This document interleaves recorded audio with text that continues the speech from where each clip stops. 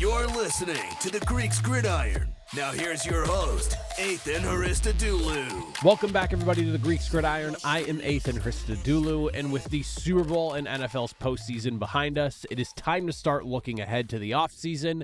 And what better way to do so than to start diving into free agency fits for some of the teams in the NFL. I haven't decided how many of these teams I'm going to go through yet, but I do want to work with a lot of the teams that have a ton of cap space. I'm thinking at least maybe like the top 10 or so. Basically, I'll try to do as many as I can until we get to the actual free agency. My time is limited, but I will do my best to hit as many teams as possible, or just teams that I have interest in. So, Patriots fans, today we are talking to you, starting off with the most cap space in the NFL, estimated, according to Spotrac, to have roughly $123.7 million in cap space to work with.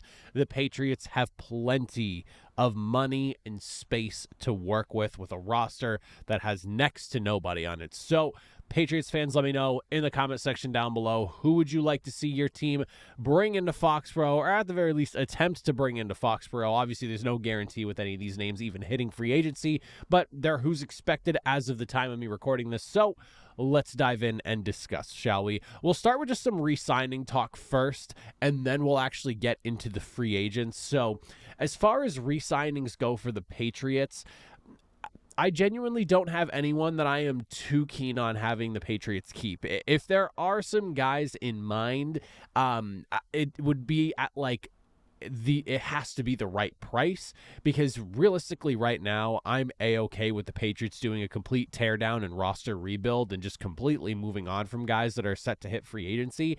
But I mean, I do have some names I'd be okay with, I guess, but no one that I'm sitting here banging the table for the Patriots to bring back.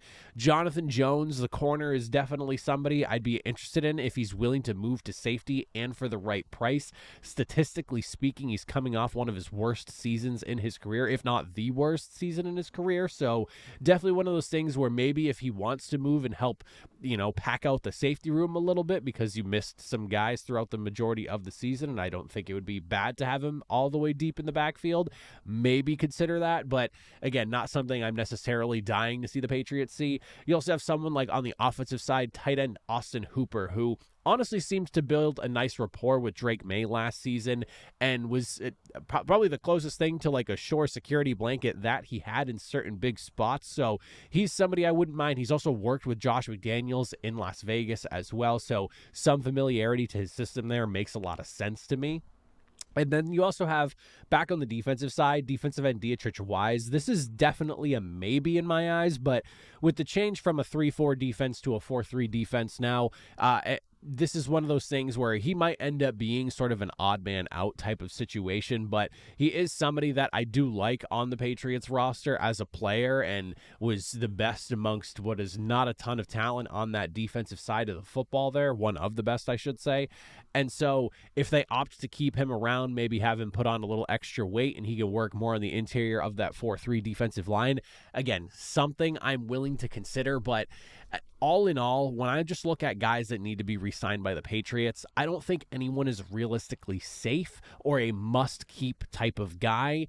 And you can't, at this point, you can't even really argue like culture guys either after the last season that happened, because you're basically looking for a fresh reset. And I think doing as much as you can to move away from the Belichick era as possible is probably in your best interest. And Austin Hooper, obviously not one of them, but the two defensive guys might end up being somebody allowed to, or people allowed to walk because of that. So in my eyes, no real desperately needed to be re-signed type of guys, but those are just a few of the names that I had on the list. If there was anyone I would like to see them bring back, those are the guys. But again, it has to be at the right price. The situation has to be right, and there's probably going to be some moving around positionally if those guys are being brought back, aside from Austin Hooper, because he's just going to play tight end. But overall, no one that I'm really banging the table for as far as re-signings go. Now, as for the actual free agent targets, I mean, this list could be extremely long. I tried to keep it simple, and I went with 3 names I wanted to at least discuss for the Patriots here.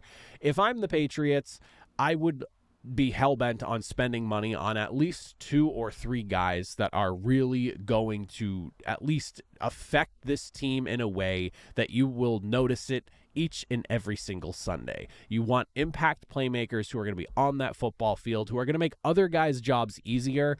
And so that's kind of how I looked at this here. And the way I see it, you have a choice with how you attack free agency. You can maybe get like one big spend guy, maybe 2 big spending guys, but then you're limited as to just how much else you're going to end up doing throughout the rest of free agency. You could maybe just go after a ton of players, but not have to pay that one massive contract or those 2 massive contracts. There's a couple of ways you can go about doing it.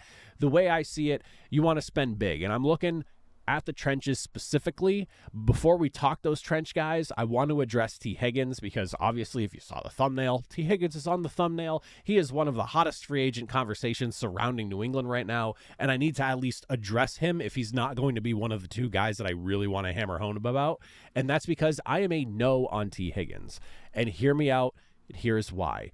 $30 million a year for one player, potentially even more, specifically because this is not a destination spot for free agents. And we have heard players literally say that about New England over the last handful of weeks at this point now. So with that being said, $30 million, more than likely, probably north of that number. Let's just hypothetically say 32, maybe 33, something like that. T. Higgins is going to have a serious market, and he's going to command a lot of money. There are going to be places that are better situations than New England that are going to be more attractive to him, that are going to be able to lure him in with better pieces that are going to surround him to make his job easier, to maximize any of the, earning potential things that get put into his contract. So the way I see it, you are going to pay the absolute top dollar to bring T. Higgins in. And if we're talking more than 30, and I know that the market right now is basically that's how it is if you want a number 1,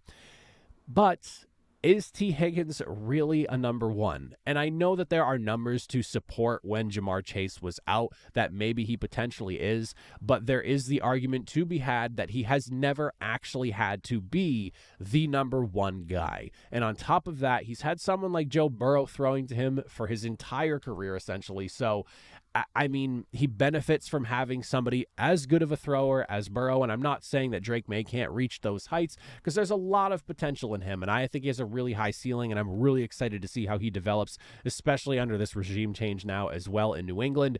But he's never had to be the true number 1.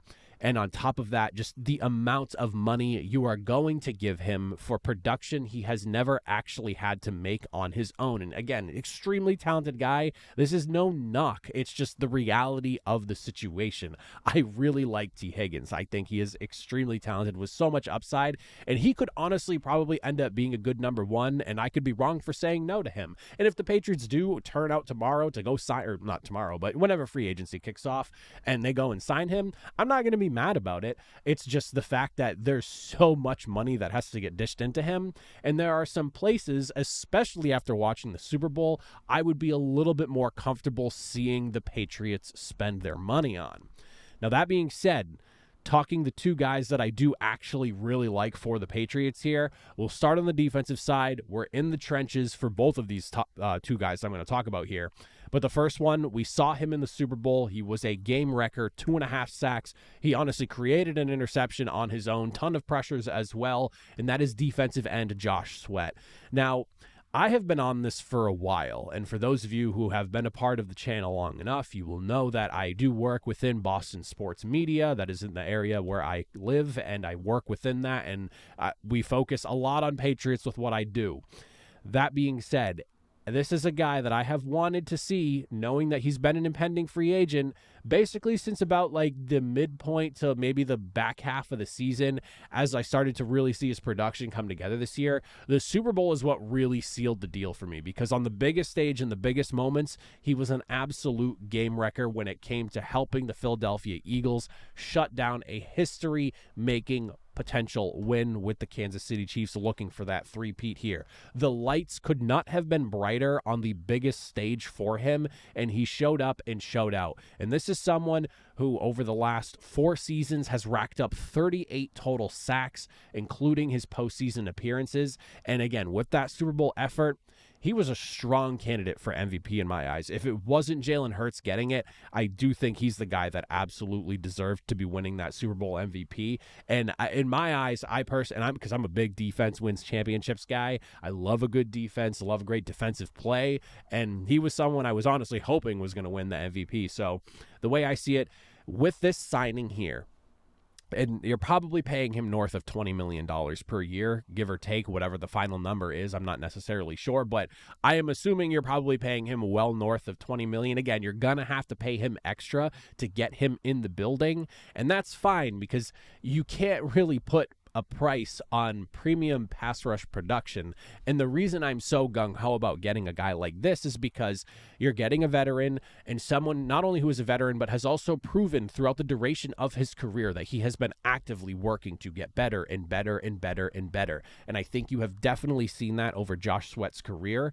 But this is also about pairing a potential rookie in this year's draft class if he's available at number 4, and I'm really hoping he is in this scenario here for the Patriots. Probably not likely just based off of how much hype he's getting right now, but there is a chance, especially if teams go a couple of quarterbacks go before, if for whatever reason, and I don't think 2 QBs are going in between 1 and 3, but if it happens, there's a chance Abdul Carter's there, and I am a big believer in pairing a rookie guy like that working on the edge of your defensive line as a pass rusher with a veteran presence to allow them to learn. And because it takes 2-3 years to really get to where a guy is going to be when they are working at that position. And Josh Sweat is like a perfect example of that. He did not really start to figure it out until like that 3rd, 4th season. So the way I see it, you get a guy like Josh Sweat in, somebody who had had to do that, had to work his way to being